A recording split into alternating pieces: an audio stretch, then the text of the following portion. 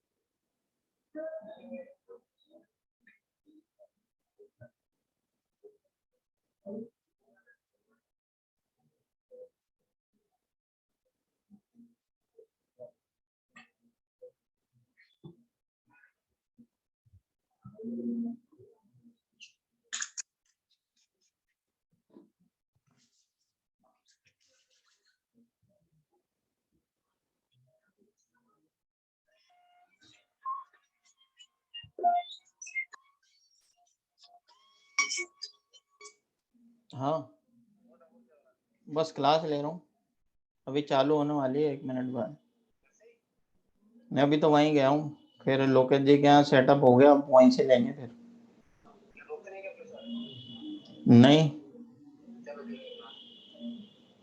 ठीक है। एक बात बताओ, मैंने नक्शा भेजा था ना आपको 3, उसमें वो मुझे बता देना यार, वो मेन गेट वगैरह किधर रखना है, मुझे समझ में नहीं आ रहा उसमें, है ना। और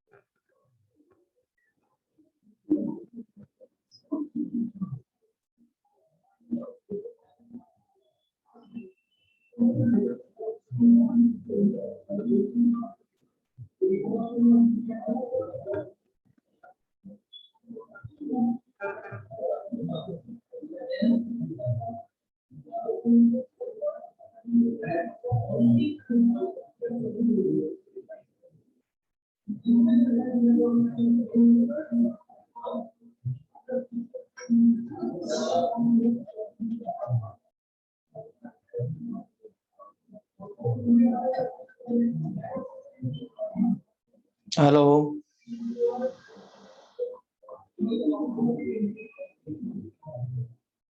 हाँ बच्चों, सब लोग तैयार पढ़ने के लिए? गुड मॉर्निंग सबको।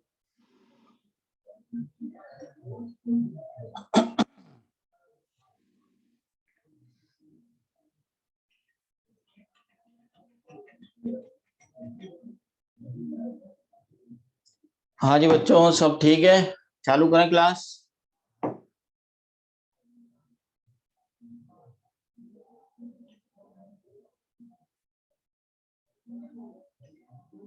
तो फिर आज अपन पढ़ेंगे जेनेटिक डिसऑर्डर। आज अपन पढ़ेंगे जेनेटिक डिसऑर्डर। जेनेटिक डिसऑर्डर से स्टार्ट करते हैं। तो जेनेटिक डिसऑर्डर दो तरह के होते हैं, एक क्रोमोसोमल डिसऑर्डर और दूसरा जीन डिसऑर्डर। तो अगर आपसे पूछा जाए कि भाई जेनेटिक डिसऑर्डर जो हैं वो कितने टाइप के होते हैं, तो क्या बोलेंगे अपन?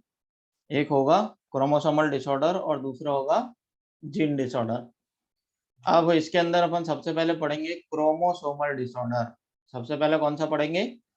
Chromosomal disorder. क्रोमोसोमल डिसऑर्डर के अंदर हम देखेंगे, यहाँ पर लिखा हुआ है एब्सेंस और एक्सेस। या तो एब्सेंस होगी या एक्सेस होगा, या एबनॉर्मल अरेंजमेंट होगा, या एबनॉर्मल अरेंजमेंट होगा किसका? वन और मोर क्रोमोसोम का। तो हमने देखा कि क्रोमोसोमल डिसऑर्डर में या तो कोई क्रोमोसोम कम होगा या कोई क्रोमोसोम ज्यादा होगा या किसी क्रोमोसोम का अरेंजमेंट गलत हो जाएगा। तो अपन ये कह रहे हैं कि इसको अपन बोलेंगे क्रोमोसोमल डिसऑर्डर। क्या बोलेंगे? Chromosomal disorder. अब देखिए आगे, ये जो क्रोमोसोमल डिसऑर्डर होते हैं ये दो तरह के होते हैं। एक होता है पॉलीप्लॉइडी और एक होता है एन्यूप्लॉइडी। एक होता है पॉलीप्लॉइडी और एक होता है एन्यूप्लॉइडी। भाई अभी ज्वाइन ही किया है, अभी केवल 1 मिनट हुआ है। आपको पता है 10:10 से क्लास शुरू हो जाती है। अगर आप लेट ज्वाइन करते हैं तो फिर आप वीडियो देखें जो यहाँ से सेंड होगी। अभी अपन देख रहे हैं कि जो क्रोमोसोमल डिसऑर्डर है उसके अंदर या तो कोई क्रोमोसोम कम होगा या फिर कोई क्रोमोसोम ज्यादा होगा या फिर कोई क्रोमोसोम एबनॉर्मली अरेंज होगा। ठीक है। अब जो अपनी पहले की जो बीमारियां रह गई थी ना, प्रोटोजोआ वाली और फंगल वाली और ये सब इनके बाद में पढ़ेंगे जब अपन ये क्रोमोसोमल डिसऑर्डर और ये पूरा कर लेंगे उसके बाद। तो अभी आपके टेस्ट में वहीं तक ही आ रहा है, बैक्टीरियल डिजीज तक ही आ रहा है, इसलिए अपन उसके आगे का बाद में पढ़ेंगे। अभी क्रोमोसोमल डिसऑर्डर से स्टार्ट करते हैं। अब टेस्ट जो है वो आपका संडे को होगा, 23 को, नेक्स्ट संडे। तो अभी अपन यहाँ देख रहे हैं, चलिए शुरू करें। अब तो सब ज्वाइन हो गए।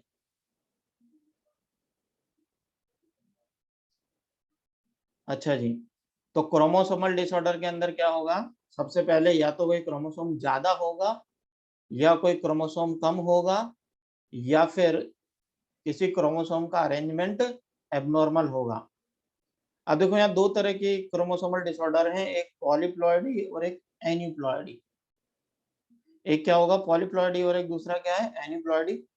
पॉलीप्लॉइडी के अंदर क्या होता है? Increase in a whole set of chromosome.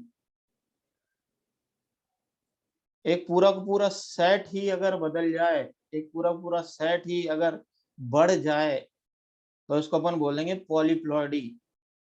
और एन्यूप्लॉइडी में अपन क्या करेंगे? या तो सेट में क्रोमोसोम का नंबर बढ़ जाए या सेट में क्रोमोसोम का नंबर कम हो जाए। तो देखो बहुत सिंपल है, पॉलीप्लॉइडी में क्या होगा? पूरा का पूरा सेट बढ़ेगा, पूरा का पूरा सेट बढ़ेगा। जैसे मान लीजिए अपन यहाँ पर बात करते हैं 2n, तो 2n के अंदर अगर अपन एक n और जोड़ देंगे तो ये क्या हो जाएगा? ये हो जाएगा 3n। और फिर अगर इसमें एक और जोड़ देंगे तो हो जाएगा 4n। एक और जोड़ देंगे तो हो जाएगा 5n। इस तरीके से तो ये हो जाएगा पॉलीप्लॉइडी, जैसे 3n 4n 5n 6n। अपन देखें, जैसे कोई ऑर्गेनिज्म डिप्लॉयड है, अगर कोई ऑर्गेनिज्म डिप्लॉयड है और उसके अंदर 2n सेट है और इसमें एक सेट में अगर क्रोमोसोम का नंबर बढ़ गया तो इसको अपन बोलेंगे एन्यूप्लॉइडी।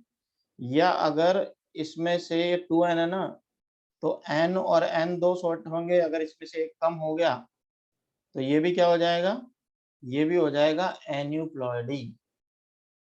तब समझ में आया पॉलीप्लॉयडी और एन्यूप्लॉयडी। पॉलीप्लॉयडी में पूरा सेट क्रोमोसोम का चेंज हो जाएगा, जैसे 3n 4n 5n 6n। और एन्यूप्लॉयडी में या तो क्रोमोसोम सेट में क्रोमोसोम का नंबर कम हो जाएगा या सेट में क्रोमोसोम का नंबर बढ़ जाएगा। एन्यूप्लॉयडी में देखो, जैसे ये कोई ऑर्गेनिज्म है, ये 2n सेट रखता है, मतलब डिप्लॉयड है। 2n का मतलब क्या है, डिप्लॉयड है। और डिप्लॉयड में सबसे पहले अपन देखेंगे n और n, ये दो सेट हैं। अगर इस n में से एक क्रोमोसोम कम हो गया तो एन्यूप्लॉयडी। ठीक है, अब आगे अपन देखते हैं कि सब पॉलीप्लॉयडी की वजह क्या होती है। पॉलीप्लॉयडी की वजह क्या है, due to failure of cytokinesis after telophase stage of cell division. Cell division में अगर टीलोफेज स्टेज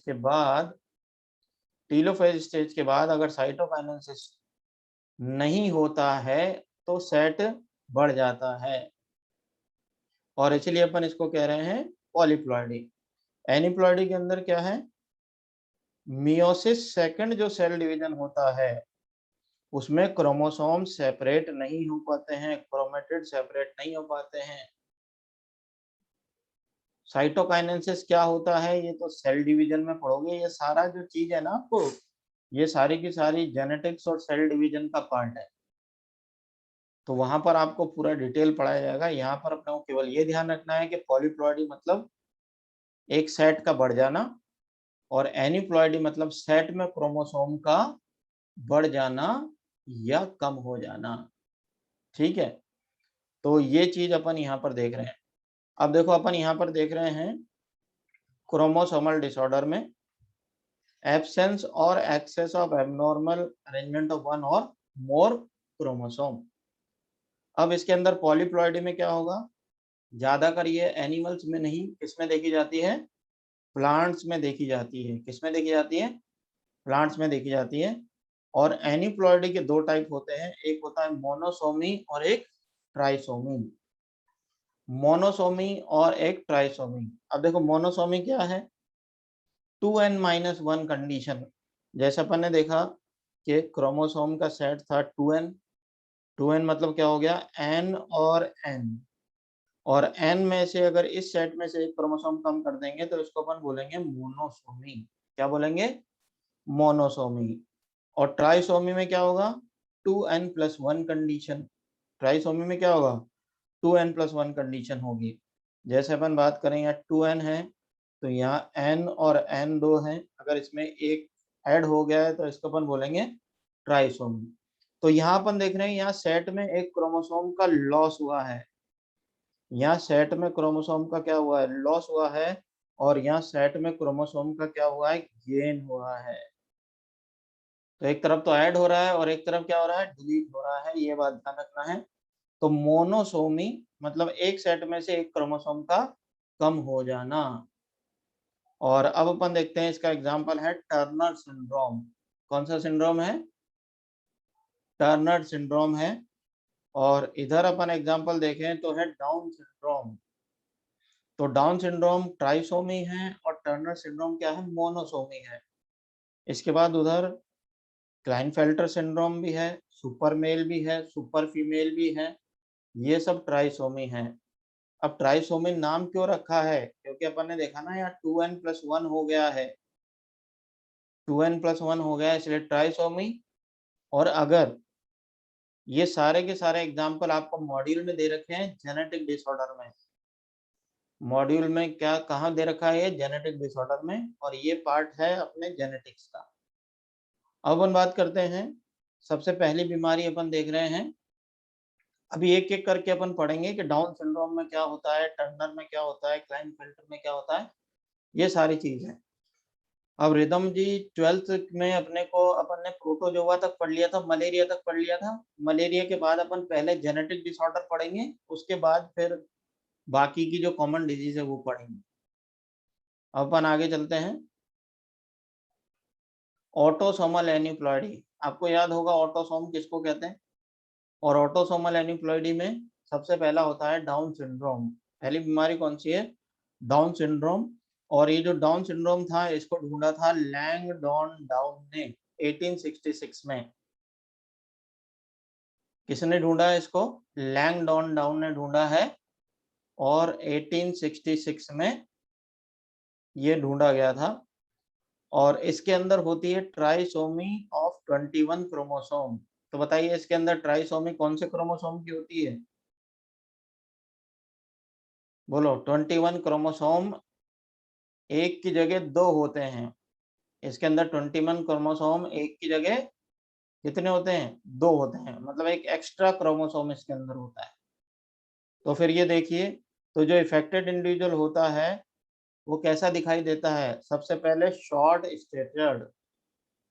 शॉर्ट स्टेचर मतलब बौना दिखाई देता है। उसका सिर कैसा होता है, गोल होता है।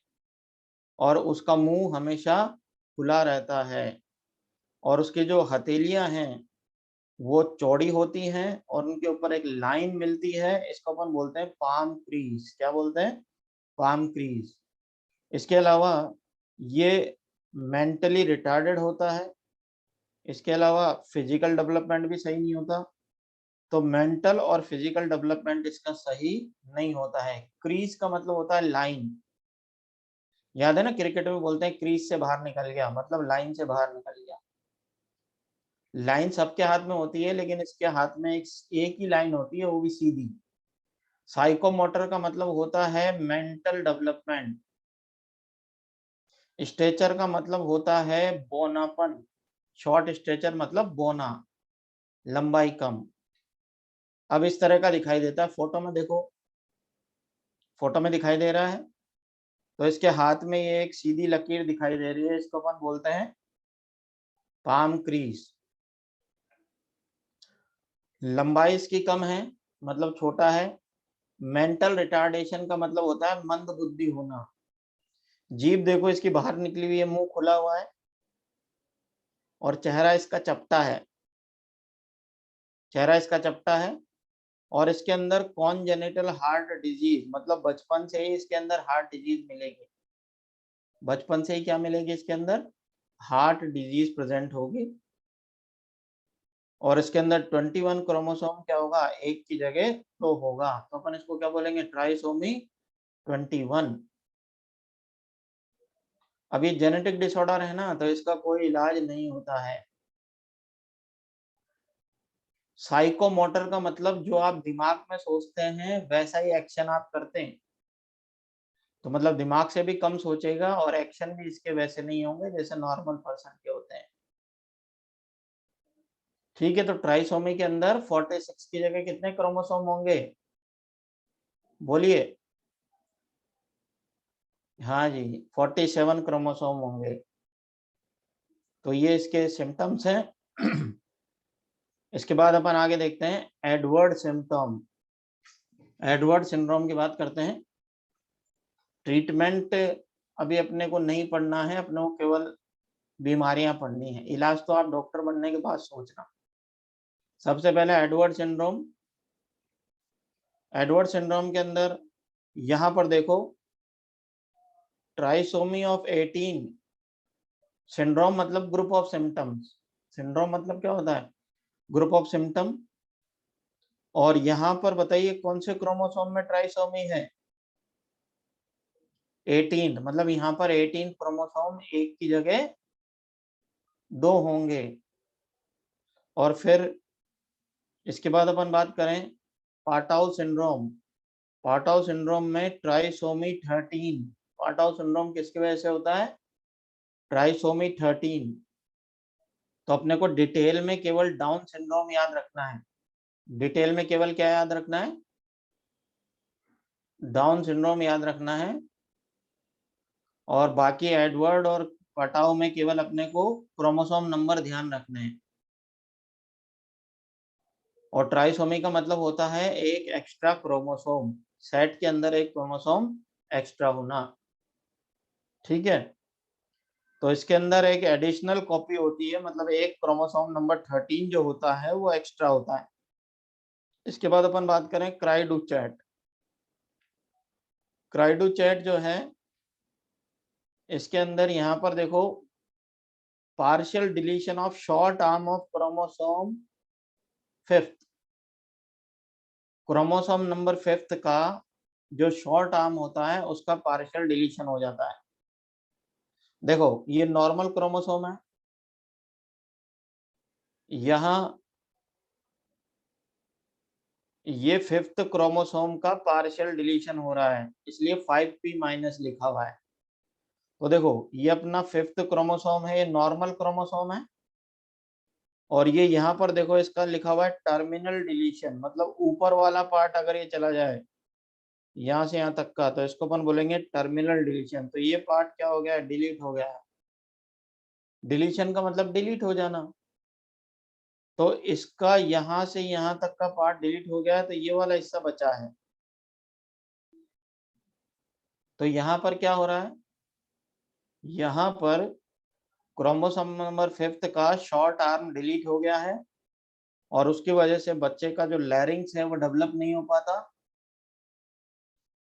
और लैरिंग्स डेवलप नहीं होता तो रोते समय बिल्ली जैसी आवाज निकालता है। नियोनाटल मतलब छोटा बच्चा जब ये रहता है, नियोनाटल मतलब जब ये छोटा बच्चा रहता है तो वो उसका जो लैरिंग्स होता है वो ढंग से डेवलप नहीं होता है, और लैरिंग्स अगर ढंग से डेवलप नहीं होता है तो रोते समय कैसी आवाज निकालता है, ये बिल्ली जैसी आवाज निकालता है, कैट क्राई निकालता है। इसलिए अपन इसको क्या बोलते हैं, कैट क्राई सिंड्रोम या क्राइडोचैट। और ये सभी जो जेनेटिक डिसऑर्डर हैं ये परमानेंट होंगे, ये सभी जेनेटिक डिसऑर्डर क्या होंगे, परमानेंट होंगे। ठीक है, तो इसको अपन बोलते हैं क्राइडोचैट।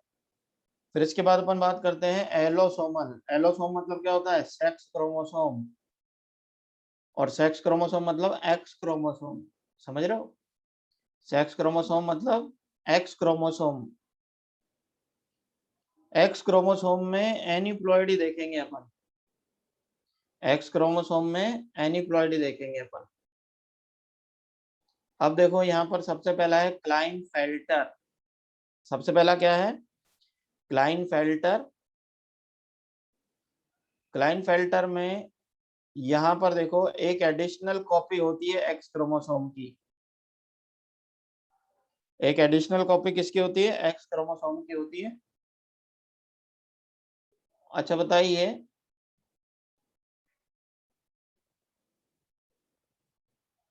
अपने यहाँ टोटल कितने क्रोमोसोम होते हैं ह्यूमन बीइंग में, 46। लेकिन इसके अंदर एक एक्स क्रोमोसोम एक्स्ट्रा है, तो यहाँ कितने हो जाएंगे, 47। और एक्स्ट्रा कौन सा क्रोमोसोम रहेगा, एक्स। एक्स्ट्रा कौन सा क्रोमोसोम रहेगा, एक्स। अच्छा बताइए कि ये इंसान मेल होगा या फीमेल,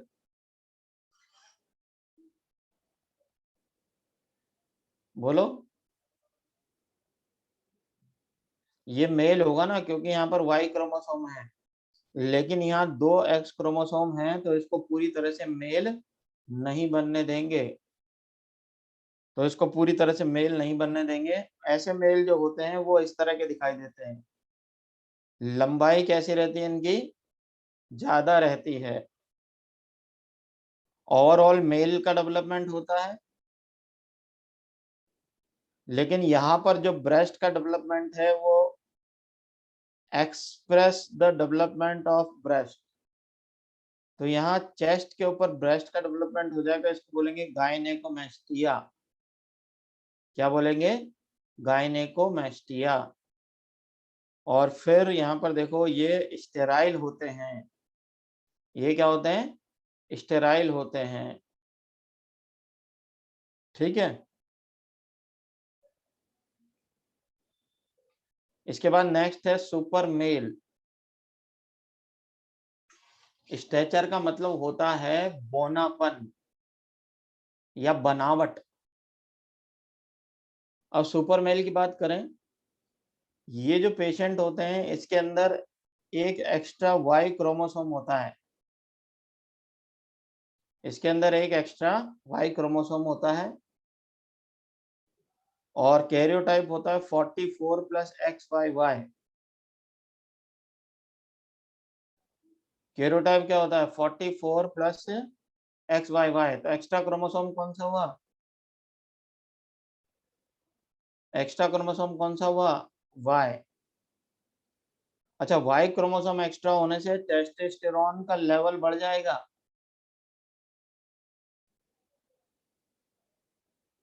टेस्टोस्टेरोन का लेवल बढ़ जाएगा।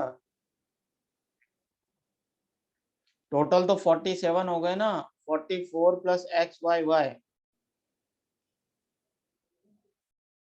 फिर देखो इसमें एबनॉर्मल हाइट रहेगी, लंबे ज्यादा होंगे, लंबे ज्यादा होंगे, एग्रेसिव बिहेवियर होगा और माइंड से क्रिमिनल होंगे, मतलब हमेशा क्राइम करने की सोचेंगे, हमेशा क्राइम करने की सोचेंगे। तो एक तो ये लंबे होंगे, हट्टे कट्टे होंगे, बहुत ज्यादा गुस्से वाले होंगे क्योंकि यहाँ टेस्टोस्टेरोन का लेवल बढ़ा हुआ है, और स्वभाव से क्रिमिनल होंगे। जैसे फिल्मों में जो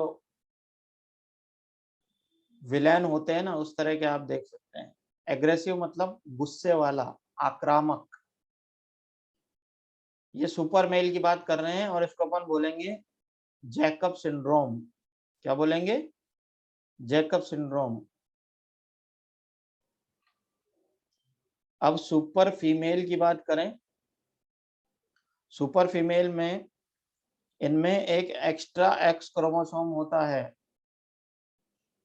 तो फीमेल में एक एक्स्ट्रा क्रोमोसोम होगा तो 44 प्लस XXX। राजीव जी, मेरी तरफ से आवाज सबको क्लियर आ रही है, आपके वॉइस ऑपरेटर्स में कुछ दिक्कत है? ठीक है, तो यहाँ पर कितने क्रोमोसोम होंगे 47। यहाँ पर 47 है और इसके अंदर क्या है 44 प्लस XXX, ये इसका कैरियोटाइप है। क्या है ये, कैरियोटाइप है। और यहाँ पर अपन देखते हैं mental retardation is proportional to number of X chromosome. Mental retardation होता है वो नंबर ऑफ एक्स क्रोमोसोम के प्रोपोर्शनल होता है। तो बताइए इसमें कितने एक्स क्रोमोसोम है? सुपर मेल भी फर्टाइल होगा और सुपर फीमेल भी फर्टाइल होगी। यहाँ फर्टिलिटी पर कोई असर नहीं पड़ रहा। 3 एक्स क्रोमोसोम है तो बताओ मेंटल रिटार्डेशन ज्यादा होगा या कम होगा? मेंटल रिटार्डेशन मतलब माइंड ढंग से काम नहीं करना, मंद बुद्धि हो जाना। तो यहाँ पर मेंटल रिटार्डेशन ज्यादा हो जाएगा। इसके बाद बात करें टर्नर। टर्नर के अंदर अपना एक्स क्रोमोसोम का लॉस हो रहा है। अच्छा बताइए 46 में से अगर एक चला गया तो कितने रह गए 45 X0, 45 X0। मॉड्यूल में जो स्टेराइल लिखा है सुपर मेल सुपर फीमेल वो गलत है, उसको करेक्ट कर लें। ये दोनों फर्टाइल होते हैं, सुपर मेल और सुपर फीमेल दोनों क्या होते हैं, फर्टाइल होते हैं। मॉड्यूल में करेक्ट कर लें, ठीक है।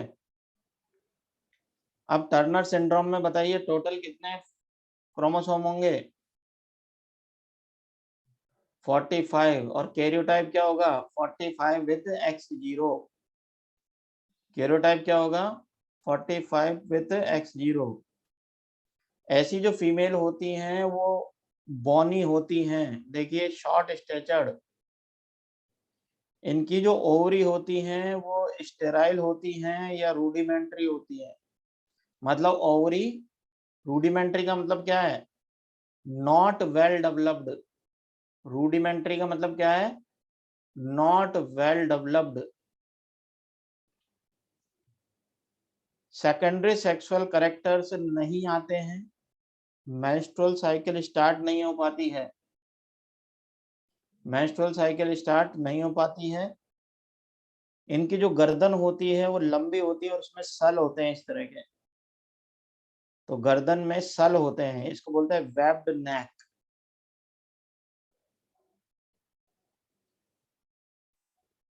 कार्डियोवैस्कुलर एबनॉर्मेलिटी इसके अंदर होती है। कार्डियोवैस्कुलर एबनॉर्मेलिटी का मतलब हार्ट के अंदर प्रॉब्लम होती है जन्मजात। स्टेराइल मतलब जो बच्चे पैदा नहीं कर पाए। तो ये अपन ने पढ़े क्रोमोसोम डिसऑर्डर। कौन से पढ़े थे अपन ने? क्रोमोसोम डिसऑर्डर पढ़े। अब जीन डिसऑर्डर पे आ जाते हैं। जीन डिसऑर्डर पे चलते हैं। रूडिमेंट्री का मतलब जो वेल डेवलप्ड नहीं हो।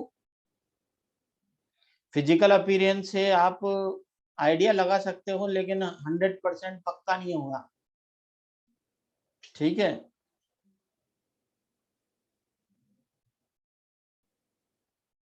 और ये जितने भी सिंड्रोम वाले जो पेशेंट हैं, इनका जो लाइफ स्पैन है वो ज्यादा लंबा नहीं होता है। ठीक है, चलिए जी। अब जीन डिसऑर्डर में अपन ऑटोसोमल रिसेसिव की बात करते हैं। जीन डिसऑर्डर में ऑटोसोमल रिसेसिव की बात करते हैं, और इसके अंदर अपन एक मेटाबॉलिक पाथवे देखते हैं। हम थोड़ा सा वहां से निकल के इधर आ जाओ जीन डिसऑर्डर पे। जीन डिसऑर्डर में ऑटोसोमल रिसेसिव की बात करते हैं। अब देखो, सबसे पहले फिनाइल एलेनिन एमिनो एसिड हमारी बॉडी में क्या होता है?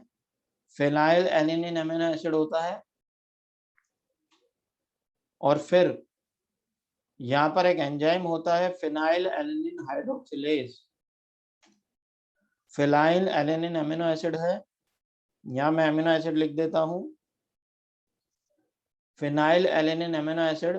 फिर ये एंजाइम है फिनाइल एलेनिन हाइड्रोक्सिलेज, जो इसको आगे कन्वर्ट करता है किसमें? टायरोसिन में। फिर एक और एंजाइम आता है यहाँ पर, जो इसको किसमें कन्वर्ट करता है? मिलेनिन में। इसमें कन्वर्ट करता है मिलेनिन में। और वो एंजाइम कौन सा होता है? वो होता है टायरोसिनेज। वो एंजाइम कौन सा होता है? टायरोसिनेज। तो सबसे पहले दोबारा से समझो, हमारी बॉडी में फिनाइल एलेनिन अमीनो एसिड होता है, और उसको फिनाइल एलेनिन हाइड्रोक्सिलेज नाम का एंजाइम टायरोसिन में बदलता है, और फिर ये आगे अपने बाय प्रोडक्ट में बदलता है। उसके बाद टायरोसिन को टायरोसिनेज नाम का एंजाइम मिलेनिन में बदलता है। अब देखो, यहाँ होमोजेंट्रिक एसिड की बात करते हैं, और यहाँ इसके एंड प्रोडक्ट बनते हैं। तो ये पूरा मेटाबॉलिक पाथवे है। सबसे पहले फिनाइल एलेनिन अमीनो एसिड, ये वाला। फिर एक एंजाइम फिनाइल एलेनिन हाइड्रोक्सिलेज, और फिर ये आगे बदलेगा टायरोसिन में। फिर एक एंजाइम होगा होमोजेंट्रिक एसिड, ये अमीनो एसिड है। फिर यहाँ पर एक एंजाइम है होमोजेंट्रिक एसिड ऑक्सीडेज, जो इसको बदलता है किसमें? एंड प्रोडक्ट में। ये इसको बदलता है एंड प्रोडक्ट में। तो यहाँ से फिर से समझो, फिनाइल एलेनिन अमीनो एसिड है, उसके बाद एक एंजाइम है फिनाइल एलेनिन हाइड्रोक्सिलेज, जो इसको लास्ट में बदलेगा किसमें? टायरोसिन में। बीच में आएगा होमोजेंट्रिक एसिड, फिर होमोजेंट्रिक एसिड ऑक्सीडेज इसको एंड प्रोडक्ट में बदलेगा। इधर ये जो टायरोसिन है, इसको टायरोसिनेज एंजाइम किसमें बदलेगा? मिलेनिन में। तो ये पाथवे बहुत लंबा है, और बीच में बहुत सारे प्रोडक्ट बनते हैं। पाथवे बहुत बड़ा होता है, और बीच में बहुत सारे प्रोडक्ट आते हैं। लेकिन अपने को जो बीमारियां पढ़नी है उससे रिलेटेड ही अपन एंजाइम को पढ़ रहे हैं। जो बीमारियां अपने को पढ़नी है उससे रिलेटेड एंजाइम अपन पढ़ रहे हैं। ठीक है।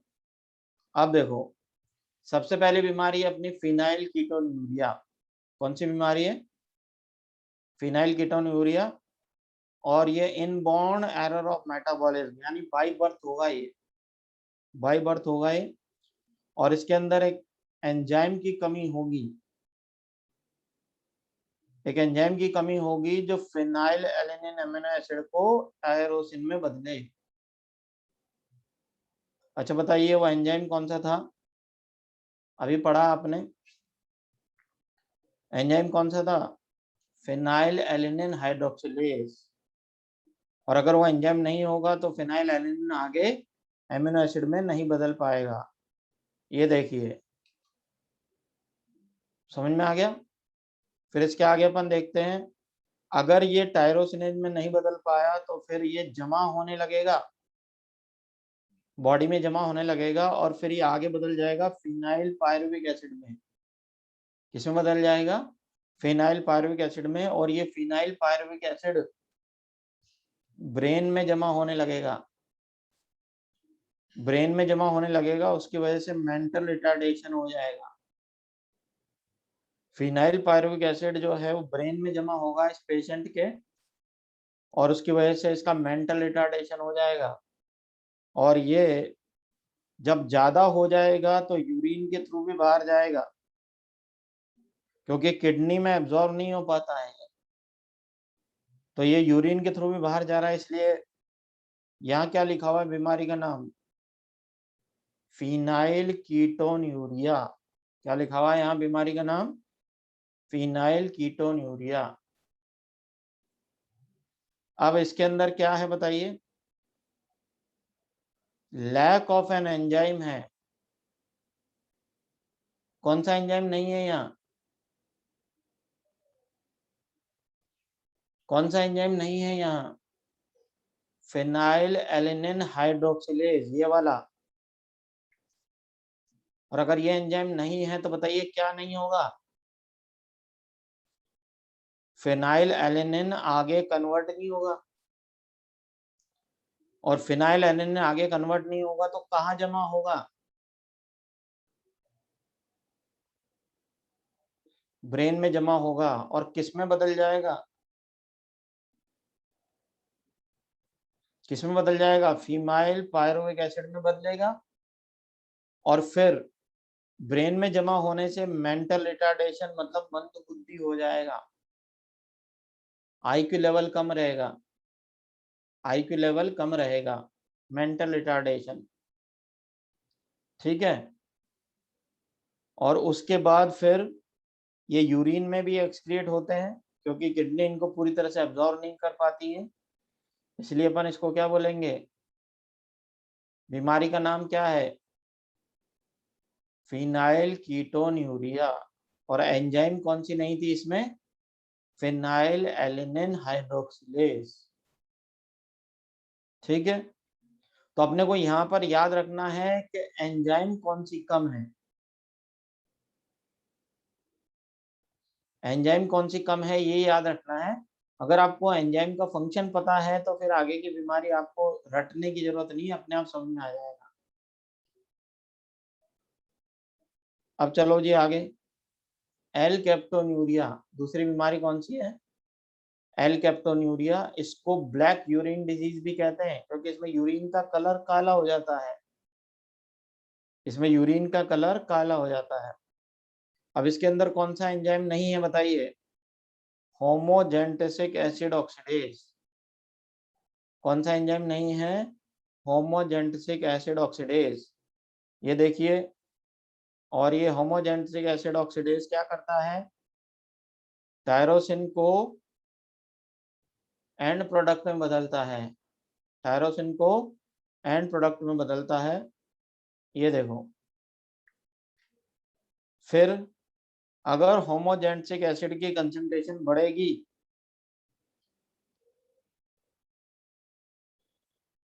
तो ये जॉइंट्स में, लिगामेंट में, टेंडन में, कार्टिलेज वगैरह में, इनमें बढ़ेगी। और इसके अलावा ये यूरिन के थ्रू भी एक्सक्रिएट होगा, इसके अलावा ये यूरिन के थ्रू भी एक्सक्रिएट होगा। तो उसकी वजह से जब इसका यूरिन हवा के कांटेक्ट में आएगा तो होमोजेंट्रिक एसिड का ऑक्सीडाइजेशन हो जाएगा।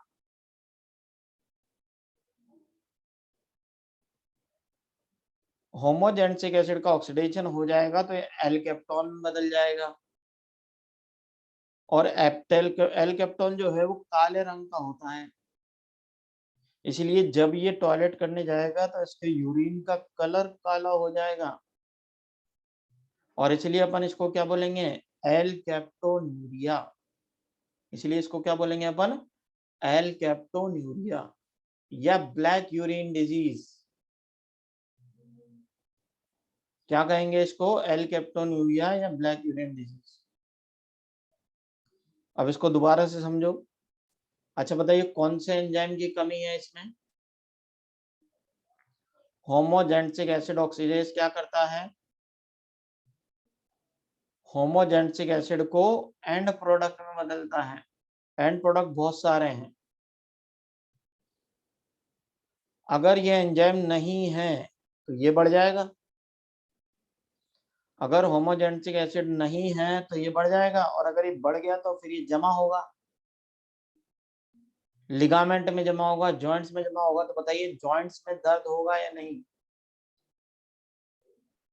और अगर जॉइंट्स में दर्द होगा इसके साथ साथ ये यूरिन से भी बाहर आएगा, और यूरिन के अंदर, यूरिन से बाहर आने के टाइम ये एयर के कांटेक्ट में आएगा या नहीं, और अगर एयर के कांटेक्ट में आएगा तो ये एल कैप्टोन में बदल जाएगा। किस में बदल जाएगा, और एल कैप्टोन की वजह से यूरिन का कलर कैसा हो जाएगा, काला, और इसलिए बीमारी को क्या बोलेंगे, एल कैप्टोन्यूरिया। बीमारी को क्या बोलेंगे, एल कैप्टोन्यूरिया या ब्लैक यूरिन डिजीज। ठीक है, अब आगे अपन बात करें एल्बिनिज्म। एल्बिनिज्म के अंदर टायरोसिनेज एंजाइम की कमी है। किसकी कमी है, और ये टायरोसिनेज एंजाइम क्या करता है, टायरोसिन को मिलेनिन में बदलता है। टायरोसिनेज एंजाइम क्या करता है, टायरोसिन को मिलेनिन में बदल देता है। अच्छा बताइए मिलेनिन क्या है, मिलेनिन क्या है, अरे हमारी बॉडी का पिगमेंट है, जिसकी वजह से हमारी स्किन का अलग अलग कलर होता है। मिलेनिन की वजह से हमारी स्किन का अलग अलग कलर होता है, जिसमें मिलेनिन ज्यादा है वो काला होता है, जिसमें मिलेनिन कम है वो गोरा होता है, और जिसमें मिलेनिन बिल्कुल नहीं वो एकदम सफेद रंग का होता है, वाइट कलर का।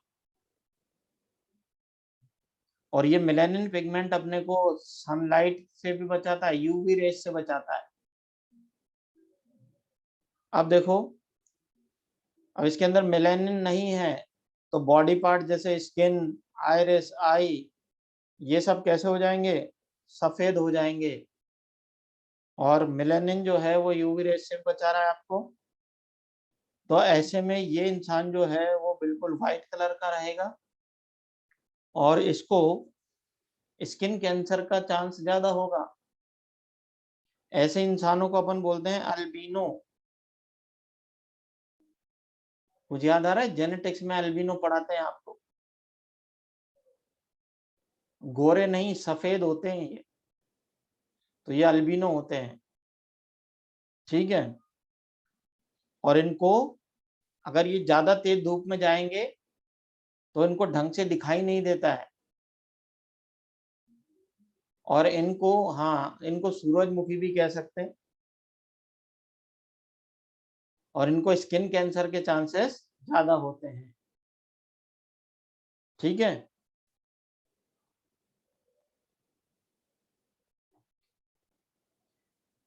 अपन आगे पढ़ते हैं टे सैक डिजीज। कौन सी डिजीज, टे सैक। टे और सैक दो साइंटिस्टों के नाम के बेस पर है ये डिजीज, एक है टे और एक सैक। इसके अंदर एक एंजाइम की कमी होती है, और उस एंजाइम का नाम है बीटा एन एसिटिल हेक्सोजेमिनिडेज। एंजाइम का नाम क्या है, बीटा एन एसिटिल हेक्सोजेमिनिडेज, और ये फैट मेटाबॉलिज्म करता है।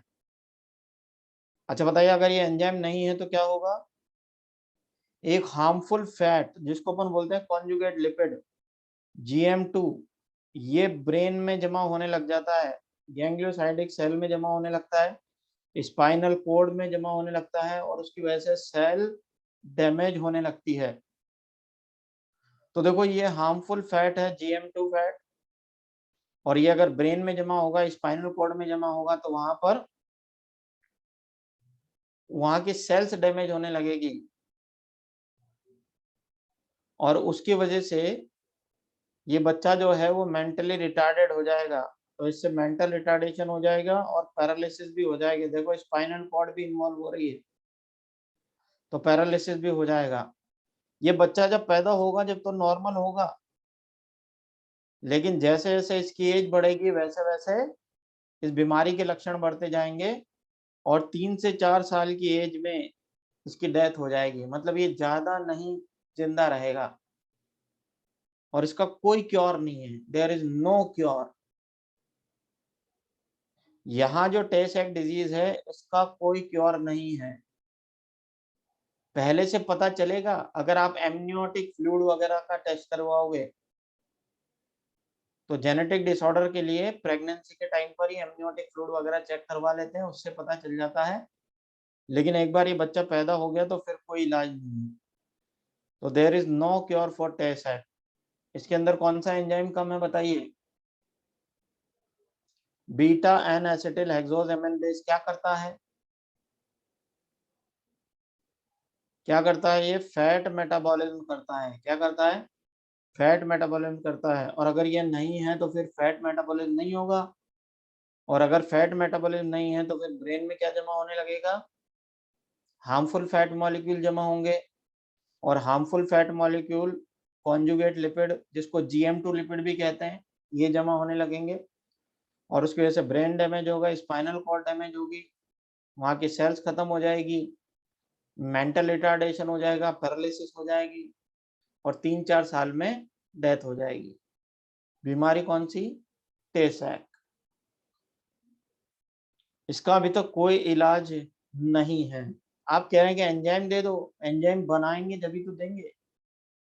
जो जीन इस एंजाइम को बनाता है वो जीन आपको बनाना पड़ेगा पहले।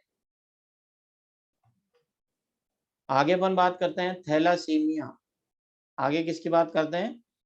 थैलासीमिया। थैलासीमिया के अंदर हम देख रहे हैं कि ब्लड डिफेक्ट है ये। क्या है ये? ब्लड डिफेक्ट है ये। इसके अंदर जीन म्यूटेशन होता है या जीन डिलीशन होता है, और उसकी वजह से हमारे जो हीमोग्लोबिन है उसकी अल्फा या बीटा चेन में से किसी भी एक चेन का या दोनों चेन का सिंथेसिस कम हो जाता है। तो इसके अंदर अपन देख रहे हैं कि ये म्यूटेशन से हो रहा है, जीन के डिलीशन से हो रहा है, और इसमें हीमोग्लोबिन की जो चेन होती है अल्फा और बीटा, उसका मेकअप कम हो जाता है, उसका बनना कम हो जाता है। तो कौन सी बीमारी पढ़ रहे हैं अपन? बताइए कौन सी बीमारी पढ़ रहे हैं? थैलासीमिया। और थैलासीमिया किस वजह से हो रहा है? जीन म्यूटेशन से या जीन डिलीशन से। इसके अंदर क्या नहीं बनेगा? हीमोग्लोबिन की चेन। और हीमोग्लोबिन की चेन दो तरह की होती है, अल्फा चेन और बीटा चेन। तो हीमोग्लोबिन की चेन का डिफेक्ट है ये। अच्छा बताइए, हीमोग्लोबिन की चेन का डिफेक्ट होगा तो एबनॉर्मल हीमोग्लोबिन बनेंगे, और एबनॉर्मल हीमोग्लोबिन बनेंगे तो फिर एनीमिया हो जाएगा, और एनीमिया हो जाएगा तो ये इसका एक मेन फीचर होगा डिजीज का। ये इसका मेन फीचर होगा डिजीज का। इसके बाद अपन देखते हैं कि synthesis of globin chain in haemoglobin molecule. देखो सबसे पहले हीमोग्लोबिन। हीमोग्लोबिन में दो अल्फा चेन होती है और दो बीटा चेन होती है। हीमोग्लोबिन में कितनी चेन है? 4 चेन है ना, 2 अल्फा और 2 बीटा। अल्फा चेन बनाने वाले जो जीन हैं वो कौन से क्रोमोसोम पर होते हैं? अल्फा चेन बनाने वाले जो जीन हैं वो कौन से क्रोमोसोम पर होते हैं? 16 पर। एक है या दो हैं? 2 हैं। अच्छा बताइए, बीटा चेन बनाने वाले कौन से क्रोमोसोम पर हैं? 11th पे। एक है या दो हैं? बीटा चेन बनाने वाले जीन कौन से क्रोमोसोम पर हैं? 11th पे। एक है या दो हैं? एक है या दो हैं? HBB एक ही है। यहाँ देखिए, अल्फा चेन बनाने वाले जीन 16 क्रोमोसोम पर हैं, दो हैं, HBA1 और HBA2। मतलब यहाँ दो हैं और यहाँ एक ही है। समझ गए? अब यहाँ पर देखो, थैलासीमिया को क्लासिफाई करेंगे अपन कि कौन सी चेन का फॉर्मेशन इफेक्ट हुआ है, कि कौन सी चेन का फॉर्मेशन इफेक्ट हुआ है। तो म्यूटेशन होने पर जो हीमोग्लोबिन की चेन इफेक्ट होगी, म्यूटेशन होने पर जो हीमोग्लोबिन की चेन इफेक्ट होगी, उसी का ही इफेक्ट नजर आएगा। अब देखो, इसी के बेस पर थैलासीमिया दो तरह का होगा, एक अल्फा थैलासीमिया और एक बीटा थैलासीमिया। अल्फा थैलासीमिया, बताइए कौन सी चेन डिफेक्टिव होगी? अल्फा थैलासीमिया में कौन सी चेन का डिफेक्ट होगा? अल्फा का। और बीटा वाले का? बीटा थैलासीमिया में बीटा का। तो इसके अंदर अल्फा ग्लोबिन इफेक्ट होंगे और इसके अंदर बीटा ग्लोबिन इफेक्ट होंगे। यहाँ पर म्यूटेशन है। अब आप पूछ रहे हो ना ऐसा क्यों होता है, ऐसा क्यों होता है? तो यहाँ देखो, हो क्यों रहा है? क्योंकि यहाँ पर म्यूटेशन हो गया है, डिलीशन हो गया है। किनका? दो क्लोजली लिंक जीन के एलील का, जिसको अपन बोलते हैं HBA1 या HBA2। और ये कौन से क्रोमोसोम पर थे? 16 क्रोमोसोम पर थे। उसकी वजह से अल्फा चेन का डिफेक्ट हुआ है। और बीटा चेन, अच्छा बताइए, बीटा चेन बनाने के लिए एक जीन था या दो जीन थे? सिंगल जीन था, क्रोमोसोम नंबर 11 पे। अगर उसमें म्यूटेशन हो गया तो फिर बीटा थैलासीमिया। अच्छा एक बात बताइए कि दो अलग अलग HBA1 HBA2, इनमें म्यूटेशन आसानी से हो जाएगा या सिंगल जीन HBB में म्यूटेशन आसानी से हो जाएगा? बताइए, सिंगल में म्यूटेशन आसानी से हो जाएगा या डबल में म्यूटेशन आसानी से होगा? सिंगल में आसानी से हो जाएगा ना। इसलिए ज्यादा कॉमन थैलेसीमिया कौन सा होगा? ज्यादा कॉमन थैलासीमिया कौन सा होगा? Beta thalassaemia. और इसको अपन बोलते हैं थैलासीमिया मेजर। इसको क्या बोला जाएगा? Thalassemia major. और ज्यादातर यही होगा। ज्यादातर पॉपुलेशन में कौन सा थैलासीमिया देखने को मिलता है? बीटा थैलासीमिया देखने को मिलता है। अब देखो, यहाँ पर अपन बात करते हैं कि थैलासीमिया और सिकल सेल एनीमिया, ये दोनों अलग अलग चीज है। थैलासीमिया और सिकल सेल एनीमिया दोनों अलग अलग चीज है। एक तो क्वांटिटेटिव प्रॉब्लम है और दूसरा क्वालिटेटिव प्रॉब्लम है। अच्छा बताइए, क्वांटिटेटिव प्रॉब्लम क्या होगी? क्वांटिटेटिव प्रॉब्लम होगी थैलासीमिया, क्योंकि इसके अंदर नंबर ऑफ ग्लोबिन कम बन रहे हैं, क्वांटिटी कम होगी। लेकिन अपन ने देखा ना, सिकल सेल एनीमिया में क्या होता है? इनकरेक्टली फंक्शनिंग ग्लोबुलिन, वहां पॉइंट म्यूटेशन होता है। कुछ याद आया सिकल सेल एनीमिया में क्या होता है? सिकल सेल एनीमिया में 11th क्रोमोसोम के 6 पोजीशन पर ग्लूटामिक एसिड की जगह वैलिन आ जाता है। तो उसके अंदर इनकरेक्टली फंक्शनिंग ग्लोबिन बनते हैं। तो सिकल सेल एनीमिया अपने सिलेबस में नहीं है। केवल ये पढ़ना है आपको कि थैलेसीमिया एक क्वांटिटेटिव प्रॉब्लम है, क्योंकि इसके अंदर नंबर ऑफ ग्लोबिन चेन्स का रिडक्शन हो रहा है। ठीक है,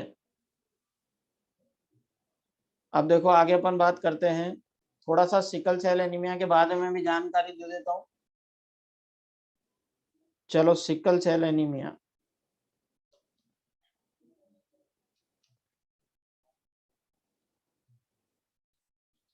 और सिकल सेल एनीमिया में क्या होता है, point mutation. Sickle cell anemia में क्या होता है, पॉइंट म्यूटेशन होता है। इसके अंदर 11th क्रोमोसोम, 11th क्रोमोसोम के 6 पोजीशन, 11th क्रोमोसोम के 6 पोजीशन पर ग्लूटामिक एसिड की जगह वैलीन आ जाता है, और इससे बनने वाला हीमोग्लोबिन डिफेक्टिव हो जाता है, तो आरबीसी सिकल शेप हो जाता है।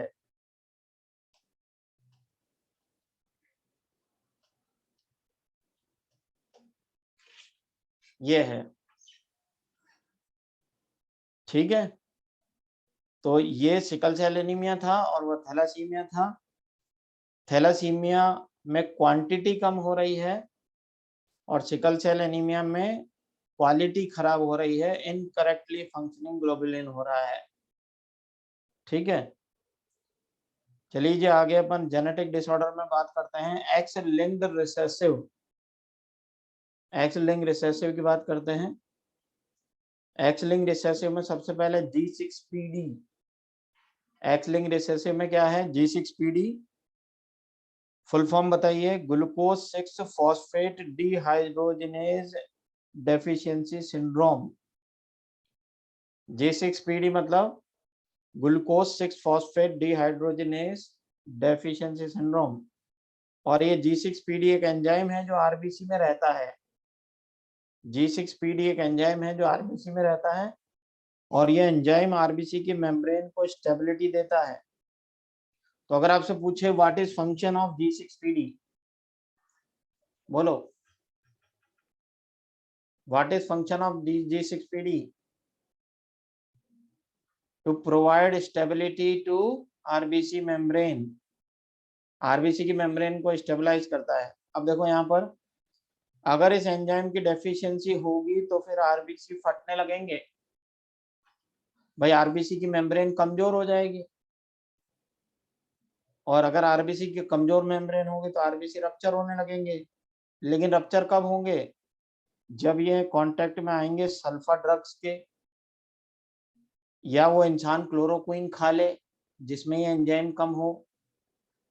जिस इंसान में अगर G6PD की कमी है, अगर वो इंसान क्लोरोक्विन खा रहा है, सल्फा ड्रग ले रहा है, या फेवा फैमिली की बीन्स खा रहा है, तो फिर इसमें जो केमिकल्स होते हैं वो इसके आरबीसी को रप्चर कर देते हैं। क्लोरोक्विन मलेरिया की दवा होती है ना, ऐसी ड्रग्स जिनमें सल्फर प्रेजेंट होता है वो सल्फा ड्रग्स होती हैं। क्लोरोक्विन मलेरिया की दवा है, और फेवाबीन, जैसे सेम फली होती है ना, सेम की फली, वो फेवाबीन होती है। तो सब में ये बीमारी नहीं होगी, जिसके अंदर G6PD कम है उसमें ही इफेक्ट होगा। जिसके अंदर G6PD कम है उसी में इफेक्ट होगा। नॉर्मल पर्सन अगर ये सब चीजें खाएगा तो उस पर कोई इफेक्ट नहीं होगा। फेवा बीन ऐसी बीन जो फेवा फैमिली से बिलोंग करती है। अब उसके अंदर क्या है, G6PD एंजाइम क्या रोल करता है वो देखते हैं। ये अपनी आरबीसी है, ये G6PD एंजाइम है, और अपने आरबीसी के अंदर एक HMP शंट चलता है। क्या चलता है, HMP शंट चलता है, जो NADPH को, HMP शंट से ये कन्वर्ट होता है NADPH में, फिर ग्लूटाथियोन कम हो जाता है। ग्लूटाथियोन कम होने की वजह से जो मेम्ब्रेन की स्टेबिलिटी है, फेवा बीन्स के खिलाफ, सल्फा ड्रग्स के खिलाफ, क्लोरोक्विन के खिलाफ, ये सब कम हो जाती है। तो HMP शंट आपको जो है वो फिजियोलॉजी में पढ़ाया जाता है, यहाँ केवल नाम याद रखना है आपको। या अगर आप चाहो तो ये चीज छोड़ सकते हो, केवल ये याद रखते हो कि आरबीसी की मेम्ब्रेन को स्टेबिलिटी देता है G6PD, और G6PD अगर नहीं होगा तो मेम्ब्रेन अनस्टेबल हो जाएगी, और मेम्ब्रेन अनस्टेबल हो जाएगी तो फिर आरबीसी फटेंगे। आरबीसी कब रप्चर होंगे? अगर ये इंसान फेवाबीन खाएगा, सल्फर ड्रग लेगा, क्लोरोक्विन खाएगा। अगर ये चीजें नहीं खाएगा तो बताइए नॉर्मल रहेगा या एनीमिया होगा? नॉर्मल रहेगा। तो आप चाहो तो ये वाला पोर्शन भी छोड़ सकते हो, इसकी कोई जरूरत नहीं है आपको, केवल एंजाइम और उससे होने वाले इफेक्ट याद रखने हैं, बाकी कोई नहीं पूछेगा आपसे। ठीक है, अब आगे अपन देखते हैं, ये थी G6PD। अच्छा एक बात बताइए, अगर इस इंसान को मच्छर ने काटा, अगर इस इंसान को मच्छर ने काटा तो बताइए इसको मलेरिया होगा या नहीं? नहीं होगा, क्योंकि इसके आरबीसी कैसे हैं? फ्रेजाइल हैं। इसके आरबीसी कैसे हैं? फ्रेजाइल हैं, उनकी मेम्ब्रेन वीक है, तो प्लाज्मोडियम इसके अंदर जाते ही वो आरबीसी रप्चर हो जाएगा। तो बताओ क्या प्लाज्मोडियम लाइफ साइकिल पूरी कर पाएगा? नहीं कर पाएगा। तो फिर इंसान को मलेरिया नहीं होने का वरदान रहेगा, इस इंसान को मलेरिया नहीं होने का वरदान रहेगा। अच्छा एक बात बताओ, अगर ये डॉक्टर के पास जाता है और ये कहता है कि डॉक्टर साहब जब मैं फेवाबीन खाता हूँ या क्लोरोक्विन लेता हूँ या सल्फर ड्रग लेता हूँ तो मुझे एनीमिया हो जाएगा, एनीमिया हो जाता है, तो डॉक्टर कहेगा ऐसा कर, आज से ये सारी चीजें खाने में बंद कर दे, सल्फर ड्रग्स मत ले, कोई दूसरी एंटीबायोटिक से काम चला ले। नहीं, क्लोरोक्विन क्यों खा रहा है? मलेरिया नहीं होगा तुझे तो। फेवाबीन मत खा, उसकी जगह कोई और फली खा ले, मटर खा ले। तो अपन ने देखा कि ये चीजें अगर इसके खाने में बंद कर दी जाए तो बताओ इसको एनीमिया होगा या नहीं होगा? नहीं होगा तो हेल्दी लाइफ जिएगा या नहीं?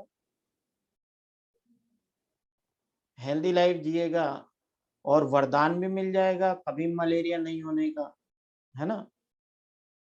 तो ये बीमारी कौन सी पढ़ी अपन ने? G6PD। कौन सी बीमारी पढ़ी? G6PD। चलिए जी अब आगे अपन पढ़ते हैं ड्यूशेन मस्कुलर डिस्ट्रॉफी। क्या पढ़ते हैं? ड्यूशेन मस्कुलर डिस्ट्रॉफी में इसके अंदर डिस्ट्रोफिन प्रोटीन की कमी होती है। किसकी कमी होती है? डिस्ट्रोफिन प्रोटीन की कमी होती है, और ये मसल्स में होता है। अब ये जो डिस्ट्रोफिन प्रोटीन है ये मसल्स को प्रोटेक्ट करता है, उनकी टेंसाइल स्ट्रेंथ प्रोवाइड करवाता है, और सार्कोलिमा को कॉन्ट्रैक्शन के समय बचा के रखता है। ठीक, कैल्शियम आयन के कंडक्शन में भी हेल्प करता है। अगर इस प्रोटीन की कमी हो जाएगी तो बताइए मसल कॉन्ट्रैक्शन होगा या नहीं होगा?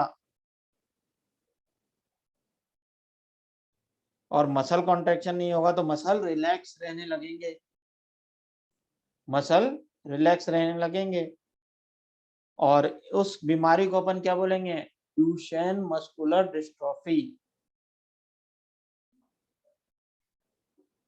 अच्छा बताइए ड्यूशेन मस्कुलर डिस्ट्रॉफी में किस प्रोटीन की कमी है? किस प्रोटीन की कमी है? डिस्ट्रोफिन प्रोटीन कहाँ मिलेगा? मसल्स में। डिस्ट्रोफिन प्रोटीन क्या प्रोवाइड करवाता है? कैल्शियम आयन का ट्रांसपोर्ट करता है, टेंसाइल स्ट्रेंथ प्रोवाइड कराता है, मसल को वियर एंड टियर होने से बचाता है। अच्छा अगर ये एब्सेंट है तो क्या होगा? कैल्शियम आयन का कंडक्शन होगा या नहीं होगा? मसल डैमेज होंगे या नहीं? मसल का प्रॉपर कॉन्ट्रैक्शन होगा या नहीं? नहीं होगा तो वो बिल्कुल रिलैक्स वाली कंडीशन आ जाएगी, मतलब पैरालिसिस जैसा हो जाएगा। पैरालिसिस जैसा हो जाएगा। बीमारी को क्या बोलेंगे? Duchenne muscular dystrophy. क्या बोला जाएगा? Duchenne muscular dystrophy. इसके बाद यहां तक ये Duchenne muscular dystrophy genetic disorder के अंदर अपन पढ़ रहे हैं।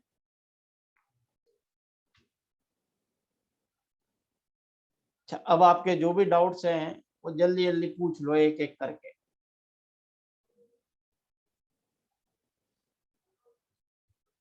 G6PD क्योरेबल हो सकती है अगर आप उसको वो जीन दे दें जो ये एंजाइम बनाता है। नेक्स्ट लेक्चर में अपन पढ़ेंगे प्रोटोजोअल डिजीज, जहां से बाकी बची थी वहां से। अब सुनिए, पॉलीप्लॉइडी का मतलब सेट का नंबर ज्यादा होना। थैलासीमिया शॉर्ट में बताएं? चलो जी, थैलासीमिया शॉर्ट में बता दो।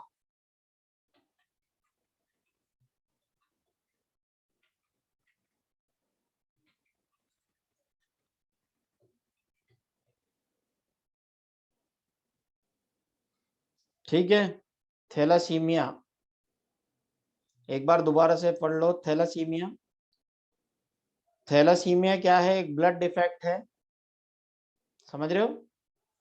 थैलासीमिया क्या है? एक ब्लड डिफेक्ट है जो किसकी वजह से होता है? जीन म्यूटेशन से। किसकी वजह से होता है? जीन म्यूटेशन से।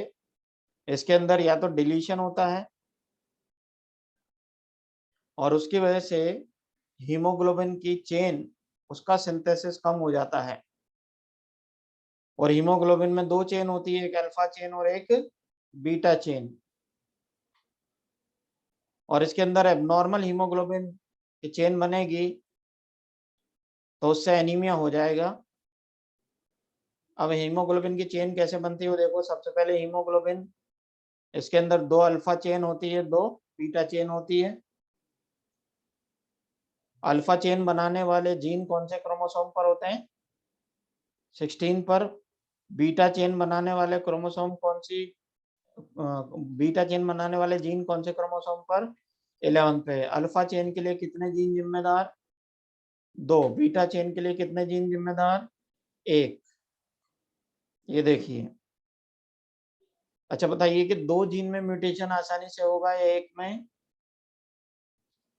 दो जीन में म्यूटेशन आसानी से होगा या एक में? तो ज्यादा कॉमन कौन सा थैलासीमिया होगा बताइए? ज्यादा कॉमन कौन सा थैलासीमिया होगा? अल्फा थैलासीमिया या बीटा थैलासीमिया?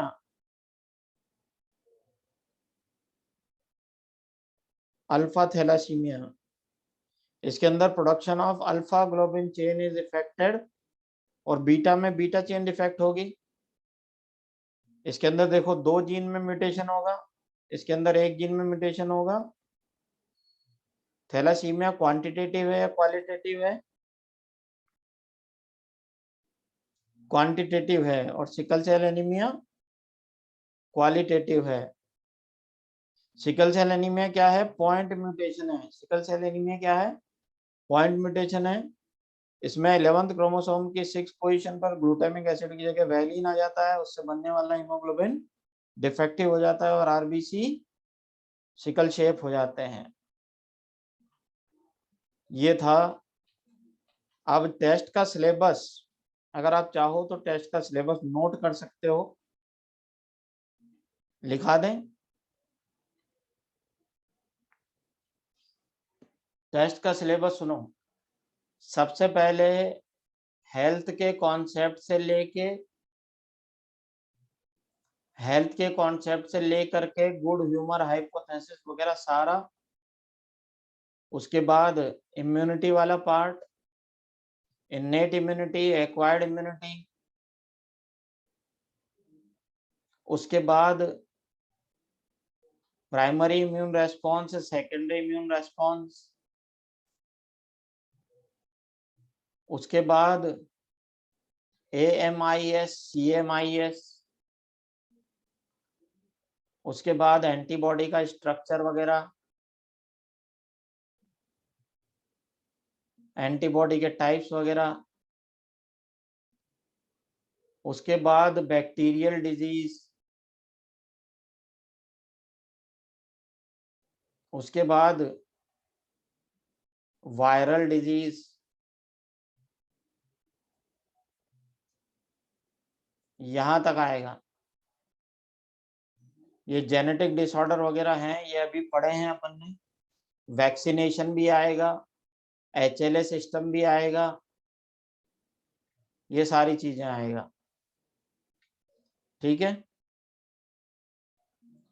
और नेक्स्ट टर्म पर अपन प्रोटोजो वाले डिजीज पढ़ेंगे। कौन सी पढ़ेंगे? एलर्जी वगैरह भी आएगा, ऑटो इम्यूनिटी भी आएगा।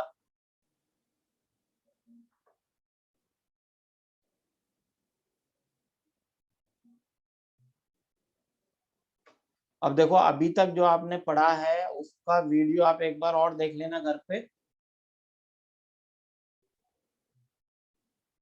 और अगर उस वीडियो में जो भी बात आपको डाउट लगे वो आप ऐप पे डाल देना, आपको हाथों हाथ सॉल्व हो जाते हैं। उसके अंदर ज्यादा कोई टाइम मैं नहीं लगाता हूँ।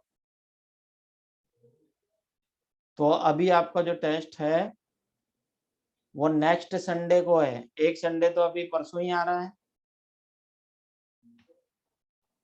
और उसका पूरा शेड्यूल, टेस्ट का टाइम और सिलेबस, ये सब आपके पास मैसेज में भी आ जाएगा, ऐप पर भी आ जाएगा। ठीक है। तो आप तैयारी पूरी करें, जितना आपको पढ़ा दिया है वो सारी तैयारी करें। इसके अलावा जो बचा है 23 तारीख तक जितना भी पढ़ा देंगे वो सब तैयार रख लें आप। 23 तारीख तक जो पढ़ा देंगे वो सब तैयार रख लें। और होमवर्क में आपको जितनी चीजें पढ़ा दी गई है उसके मॉड्यूल के पीछे की एक्सरसाइज सॉल्व करना शुरू कर दें।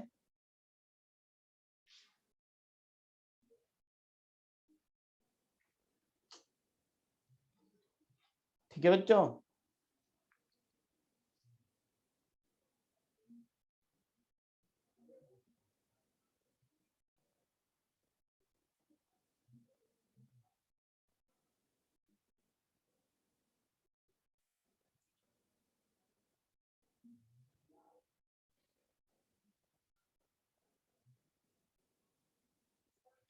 तो आज यहीं तक ही पढ़ेंगे।